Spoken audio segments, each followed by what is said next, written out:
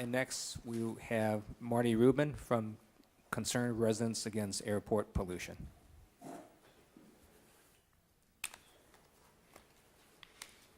Yes, first I want to thank Senator Liu for your continued efforts at the state level to address the concerns of Santa Monica Airport's surrounding communities regarding Santa Monica Airport's negative air quality impacts. And I want to thank Councilman Rosendahl, likewise. Senator Liu on the state level, Councilman Rosendahl locally. I want to thank everybody that's come out to be supportive of efforts to address these critical concerns. Exposure to air pollution from Santa Monica Airport. Is it a public health crisis? Should the neighboring communities be concerned? Strong odors made residents aware of the jet fumes. Residents have become increasingly aware of the jet fumes due to their unique odor coupled with the rapid growth in jet traffic at SMO. 90% of the time, ocean air currents from the west carry, we've seen this stuff, I'm repeating. I mean, the wind curves, they take the ocean currents in, the area in Northwest Dale, just east of the airport, is the primary recipient. So we can go to homes are less than 300 feet from jet blast. We've seen some photos of that. This is very interesting that in 1989, there was an interdepartmental memo between the U.S. DOT and the FAA that warned that sensitive equipment and personnel should not be within 300 feet of jet fumes due to deleterious and dangerous health effects.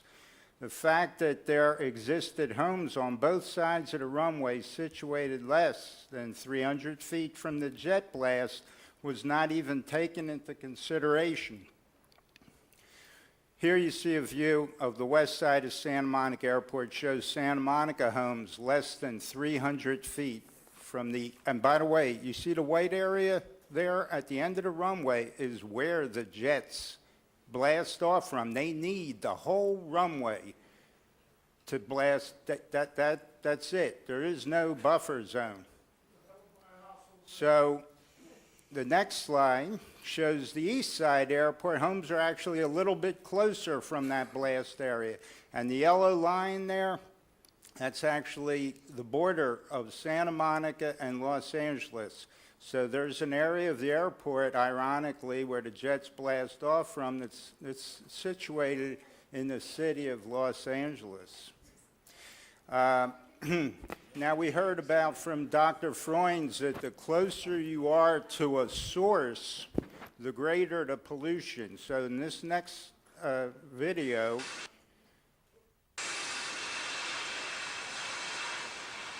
this is before they put the blast shield in, and blast shield did keep this from blowing over fences and the patio furniture. This video was shot in 1995. I guess they forgot to tell him not to do Coldest Breeze. 1995, and you're backing up here, you could see the trees blowing from the jet blast. And there's two homes. This shot from the second home of the Virginia Ernst residence. Thankfully, she has this video to document this, because if a picture's worth 1,000 words, you can imagine how many words that's worth. And it's located, this area is the location of the area that has the measured, from all the science we've just heard about today, the highest levels of air pollution in all the categories, including lead, ultrafine particles, and black carbon. Now, that was 1995. What has happened since air pollution concerns were brought to the attention of the public officials 16 years ago? Well, jet fumes continued to increase. Santa Monica Airport's the busiest single runway general aviation airport in the country. Jets wait and hold lined up for extensive lengths of time. These short-term exposures are extreme. Peaks of 1,000 times normal ultrafine particles, 200 times normal black carbon. I think Dr. Freund's report shows the tremendous concern that the residents should have with regard to ultrafine particles. The graph, this is a graph of the jet growth, and this graph up front shows it a little better.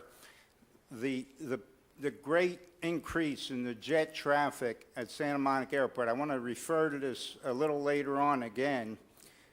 Next slide. The piston aircraft at SMO used leaded avgas. We've heard about this too. The exposure to lead, even small amounts of lead, has an adverse health effects. No safe level, as was pointed out. Highly toxic. Pediatrician talked about all the potential harm that lead could do.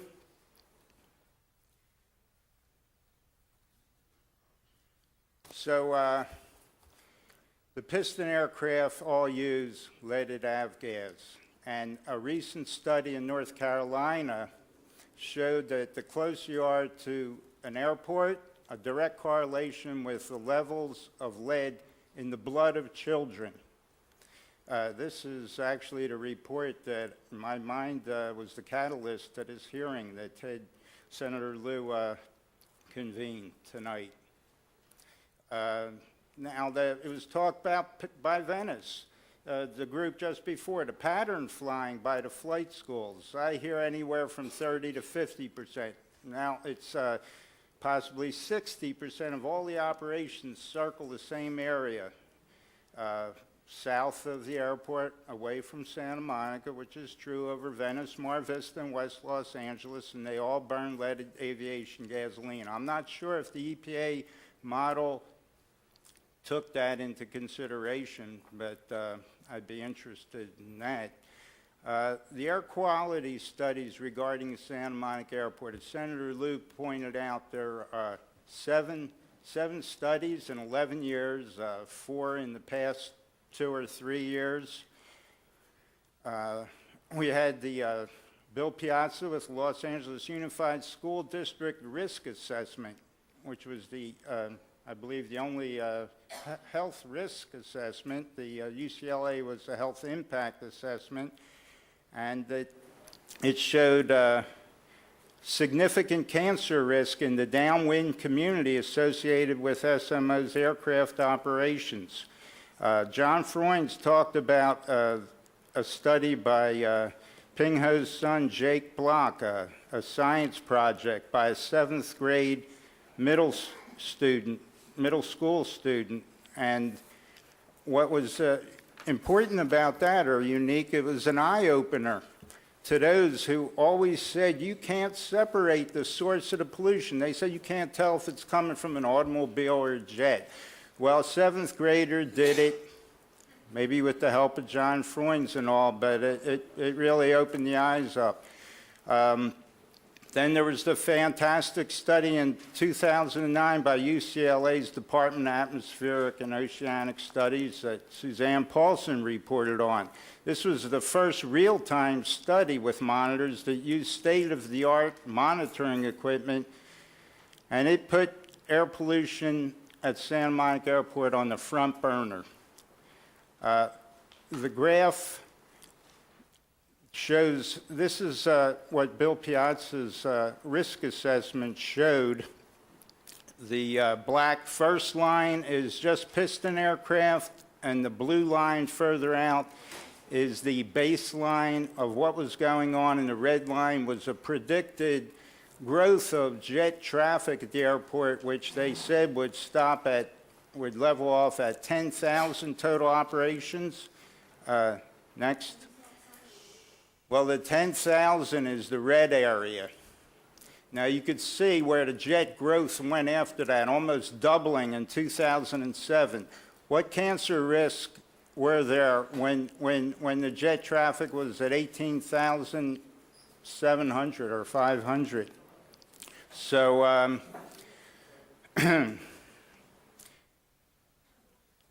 so again, there were 4 studies in the years, and as Senator Liu pointed out, I mean, this is just, there's nothing like this. This shows that Santa Monica Airport is an obvious problem.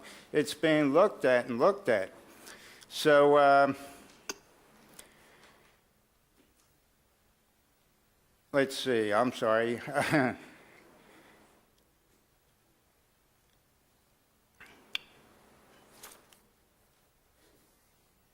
Okay, next.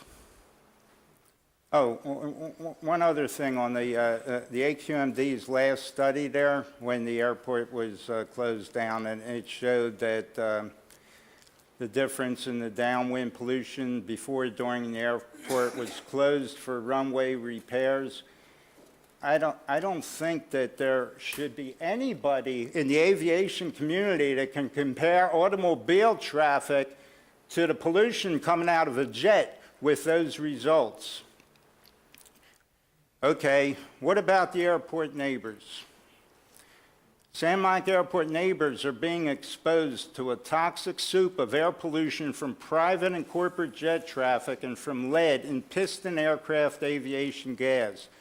To date, there is no investigation into what the negative human health effects are from these huge short-term exposures to jet fumes.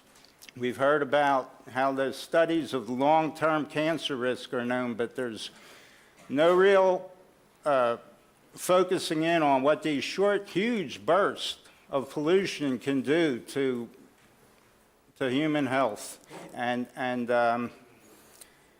I just wanted to then go into, we met with a jet fuel toxicity expert who studied with the Air Force for 20 years, Dr. Mark Whitten, professor of pediatrics and director of the Lung Injury Laboratory at the University of Arizona College of Medicine, written a book, Jet Fuel Toxicology.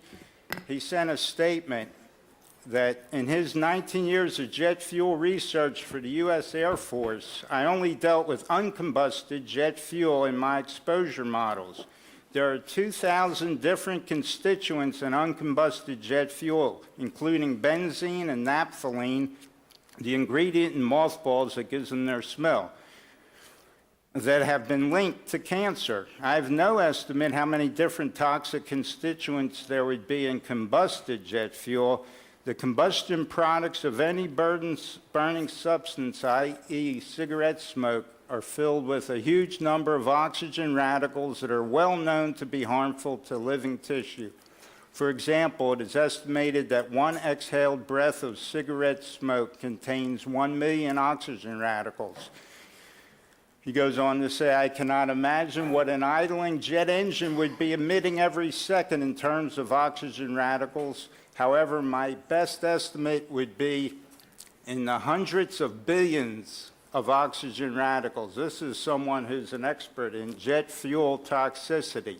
And with regard to the black soot, he came out and visited and went and rubbed the wall there on Bundy Drive with his fingers, and there was a unique type of soot that he says, yes, the soot I saw on the fence near Santa Monica Airport was similar to what I observed at the Montana Air National Guard base hangars. Again, what about the airport neighbors? There is no federal rule that establishes a minimum distance between airport ground operations and residential communities. That needs to be fixed. Finally, going back to the beginning, there is an obvious public health crisis, and the neighboring communities should be concerned. Thank you.